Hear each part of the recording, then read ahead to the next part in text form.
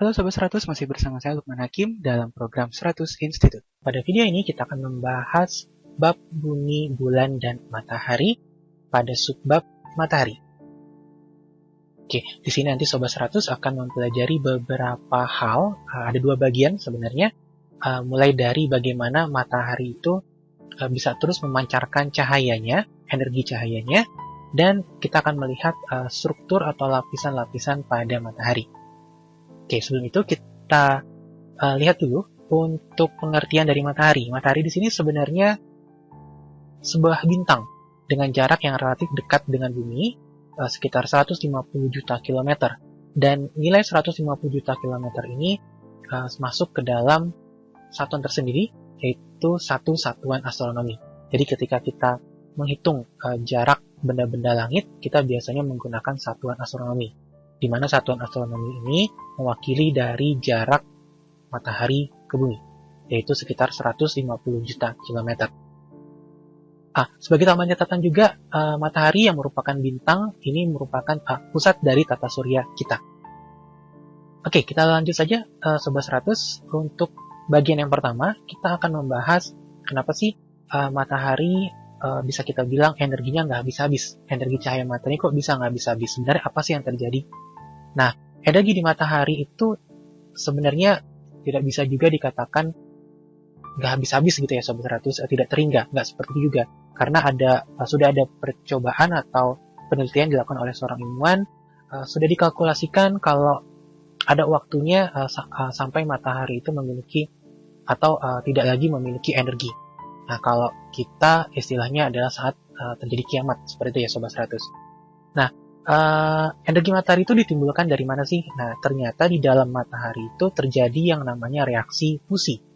Reaksi fusi nuklir. Mungkin Sobat 100 juga pernah mendengar reaksi lainnya, yaitu reaksi fisi. Tapi yang kita bahas di sini adalah reaksi fusi nuklir yang terjadi di matahari. Di mana reaksi fusi nuklir ini merupakan reaksi penggabungan. Jadi untuk fusi adalah penggabungan, yaitu reaksi penggabungan inti-inti atom hidrogen yang membentuk inti-inti atom helium. Jadi dari inti yang lebih kecil membentuk inti yang lebih besar.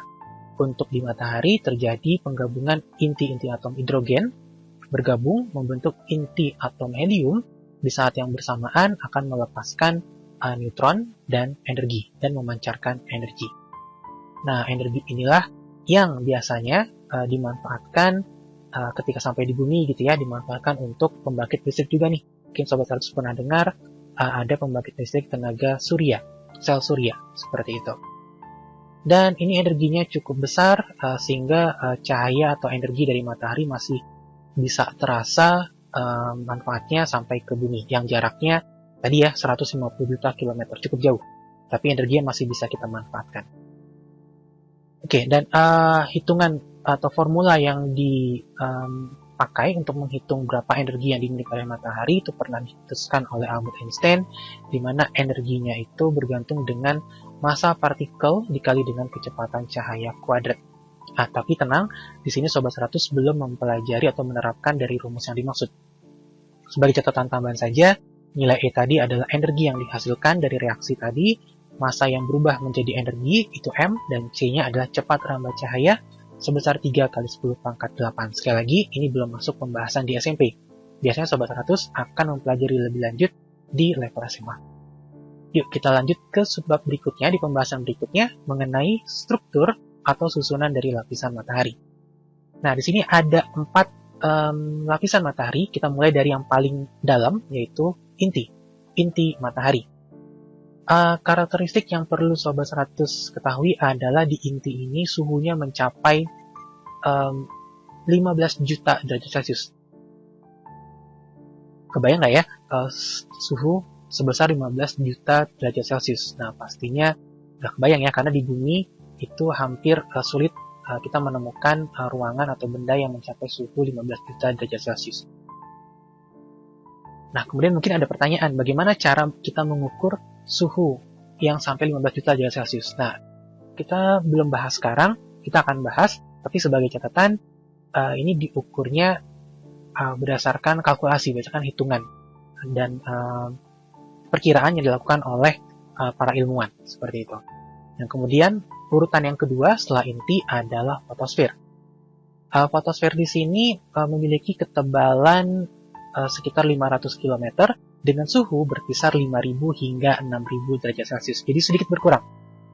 Nggak sedikit, banyak ya, dari 15 juta derajat Celcius ke sekitar 5.000 sampai 6.000 derajat Celcius. Itu lapisan yang kedua dari matahari setelah inti, yaitu fotosfer. Dan yang ketiga kita namakan dengan kromosfer. Di kromosfer ini disebut juga atmosfer, bagian dalam dari matahari dengan ketebalan 2.000 hingga 3.000 km. Suhu bagian luarnya mencapai sekitar 10.000 derajat Celcius. Dan di atmosfer luar, atau kita sebut dengan korona, karena bentuknya terlihat seperti mahkota, jadi sehingga disebut korona.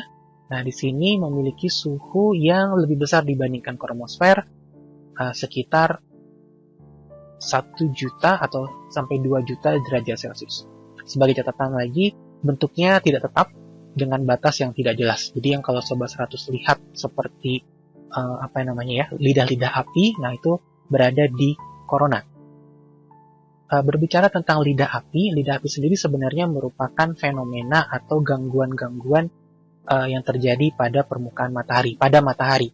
Nah, selain lidah api, di mana lidah api itu bisa kita gambarkan sebagai hamburan gas dari tepi kromosfer matahari. Jadi lidah api tadi ada di tepi kromosfer matahari, itu bisa mencapai ketinggian 10.000 km. Lidah api itu sendiri sebenarnya terdiri dari atas massa proton dan elektron atom hidrogen yang bergerak dengan kecepatan yang sangat tinggi. Nah, itu lidah api itu, massa partikel dari lidah api ini bisa mencapai permukaan bumi.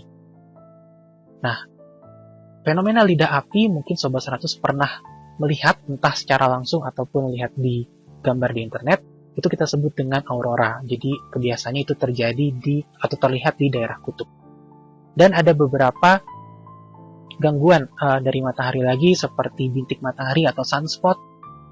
Kemudian ada gumpalan-gumpalan pada fotosfer, granulasi, yang bisa kita bahas pada video lainnya. Nah, seperti itu Sobat 100 untuk dua bagian tentang matahari, bagaimana terjadinya energi di matahari dan susunan lapisan matahari. Semoga sudah cukup paham. Dan jika Sobat 100 sudah paham dengan video penjelasan ini, Sobat 100 dapat melihat atau melanjutkan video yang berikutnya. Selamat belajar!